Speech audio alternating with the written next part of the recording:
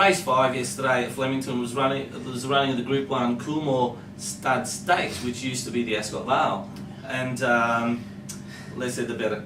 Yeah. And Northern Meteor went out short price favourite and shorted even further on the tote when Verlander sensationally went and unfortunately went through the barrier and not. Well, he had to be scratched. It was sensational anyway. It was good viewing, but unfortunately. Tyndall as well. Yeah, and another scratching Tyndall. So, but Northern Meteor, mate, he won a Group 1 race and he's got stunning prospect written all over him, mate, Sim? Oh, most definitely. You know, Northern Meteor franked his previous 2 runs where he'd broken track records at Canterbury and at Randwick, long-standing track records at that. Started a very short favourite yesterday, and his performance, I thought, first time down in Melbourne, was good enough. I don't think it was one of his best performances. Wasn't breathtaking or scintillating or anything like that, was it? It wasn't. He didn't win by 5, but he did win, and I think the horse yesterday showed a different quality because he'd been just lapping them before that. That's right. But yesterday he showed when Fist of Fury came up to his girth, he kicked again and he showed a bit of fight. And Found he was courage under fire, mate. He certainly did, and he actually showed that he's got a bit of guts, which I like. You know, I think that's a quality that you like to see in a horse. So, Knuckle down, yeah. yeah, and I wouldn't be surprised if next time you see him get over a little bit more ground, even up to 1,400 metres, possibly a mile, but I'd say 14 might be. I agree, mate, I agree. Yeah. He'll get easier sectionals over those distances too. He will, won't fun he? and be able to sprint, yeah. Yeah, I think he just hit the sprint. Might be a nice straight broke horse down in the winter in Brisbane. His effort was good. As a stallion prospect, he's just worth anything. I wouldn't be surprised if a deal's stitched up in the next few weeks, either Darley or Coolmore. No doubt it'll be one of those two because they're the ones that have got the telephone book numbers, so they can pay for a horse like that. So that'll be interesting. He's out of a Fapiano mare, so he's got a nice international pedigree. There's some talk that they'll take him over to Royal Ascot next year and test him there. Be great. Why wouldn't you? Yeah, it'd be great if a horse could perform there because then it opens up the opportunities to shuttle, and it'd be nice to have a reverse going. We always have their horses coming here. That's right. Good to send one over there.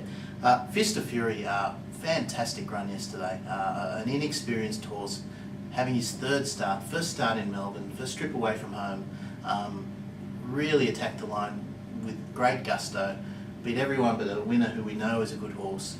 I thought just... He's come a long way in a short time as well, hasn't he? He's a real good horse. He's out of a Chime Square mare. His pedigree is abominable. It's just, it makes me angry looking at his pedigree. It's that bad.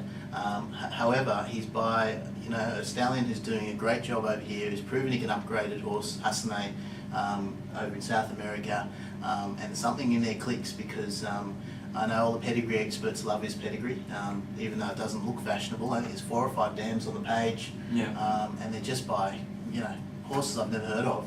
But he was a magnificent yearling. I saw the horses yearling. I was with the group that purchased him, and he had so much quality and presence about him. Yeah, that's important. And was just an athlete and had abundance of energy, and was taken out by everybody. So it's good to see a well-admired yearling come through. All-American horse that I've never really liked. He put in a good performance yesterday. He tried hard. Just as usual, found a couple that are a little bit better than him. He's just a little bit off Group 1 quality in my opinion, even though he's run a third there. I think he's more a Group 2, Group 3 sort of a horse. But if everything falls his way, and one day he might be able to break through. He may be able to. Von Costa was disappointing. I thought he was an average run yesterday. Impressive Eagle was running around the track like a drunken sailor yesterday. I don't know what happened. That was amazing. She was going left and right, and the jockey was almost losing his reins. Pinball machine out there. It was just bouncing off.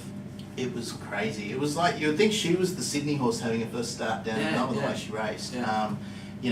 But that's all I'll say about that. I think that the winner is exceptional, and the second horse is going to be a Group 1 winner of the future. Yeah, look, you've covered it all, mate. The first two, the lightly raced, basically having their first campaigns, really, aren't they? So they've come a long way. I was surprised actually that Fist of Fury got so close to Northern Meteor yesterday. I thought he may make a one-act affair of it, especially after the likes of Valander was scratched after his incident. And do you think that must have really played in the hands of the winner though, because he didn't get anyone take him on? No, that's right. A lot of the speed was taken out of it, wasn't it? It was, and the time wasn't sensational. They ran 1:10 and change, and normally they can, down Flemington Straight, they can rattle off the 1:8s and 9s, Well, I think the track yesterday was a little bit off because quite a few of the times were a little bit slower than usual up. I don't know if they put a bit of give in there. Well, you're probably right. Hot Danish went around the Salinger at 1:10.1, and this bloke's gone around yesterday in 1:10.5, so slower than Hot Danish. Yeah. But in any case, you'd love to own him. Oh. He's an exciting young sprinter. Having his first real campaign, he hasn't had a spell. He'll come back next time, much better horse, and so will Fist of Fury.